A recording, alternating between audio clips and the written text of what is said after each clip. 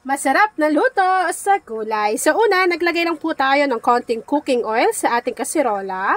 Tapos, paiinitin lang po muna natin yan. And, mag-ready na tayo dito ng isang peraso ng sibuyas. After adding ng ating onion, igigisa lang po natin ito hanggang sa mag-translucent. So, kapag nakita na natin na nag-translucent na yung ating onion, kakailanganin na rin po natin ditong maglagay ng garlic. Nasa sa inyo na kung gaano karami, pero sa akin po ganito lang. At least 3 to 4 cloves of garlic. And then, isusutay lang din po natin ito hanggang sa makita naman po natin na mag-light brown na or mag-golden brown na yung ating garlic. And then, maglalagay lang po muna tayo dito ng ilang pampalasa. Kagaya ng chicken powder. Konti-konti lang yung ilalagay natin. After adding ng ating chicken powder, maglagay lang tayo dito ng onion powder. Optional na lang naman yon. Tapos, maglalagay lang din ako ng konting paprika.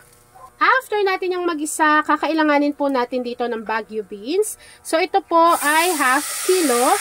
Nasa sa inyo na lang kung dadagdagan nyo pa or hindi na. Pero yung ganyang karami po, ay 8 katao na po yung pwedeng makakain ng ating recipe.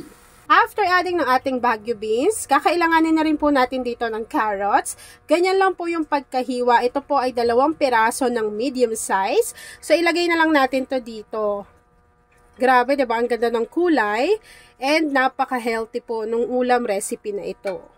Kapag nailagay na po natin yung ating Baguio beans, pati yung ating carrots, haluin lang po natin ito at hihintayin lang po natin na medyo lumambot yung ating gulay. Kasi po, ayan na po lahat yon. Pero, since wala tayo dyang nilagay na karne, meron tayong masarap na ipapartner dito sa ating gulay. So, ipapakita ko yan sa inyo habang hinihintay po natin maluto itong ating gulay. So, habang pinapalambot po natin yung ating gulay, ito po yung mga pwede nating i-partner na mas lalong magpapasarap sa ating gulay recipe. So, una, meron tayo ditong fish tan na crispy shrimp ball.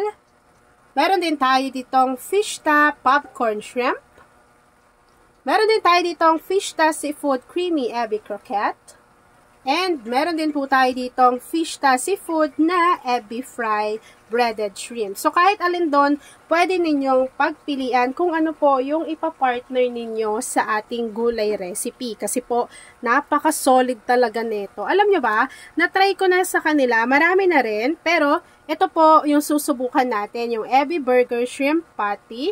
So, ito po ay meron siyang 300 grams. And, kung ano po yung nakikita nyo dyan sa video, grabe, napaka-solid po talaga. And, ng laman niya, wala siyang halos hangin. Ganon, talagang laman na laman po talaga or shrimp na shrimp talaga yung laman ng ating ebi burger. So, ito po, kapag naluto na yung ating gulay, piprituhin lang po natin ito. Tapos, maya-maya, pwede na natin yan i-enjoy. So, this time, piprituhin na po natin yung ating ebi burger. So, ganyan po yung kanyang itsura. Maglagay lang kayo ng konting cooking oil sa inyong kawali. And then, paiinitin lang po muna natin yan bago natin ilalagay yung ating ebi burger.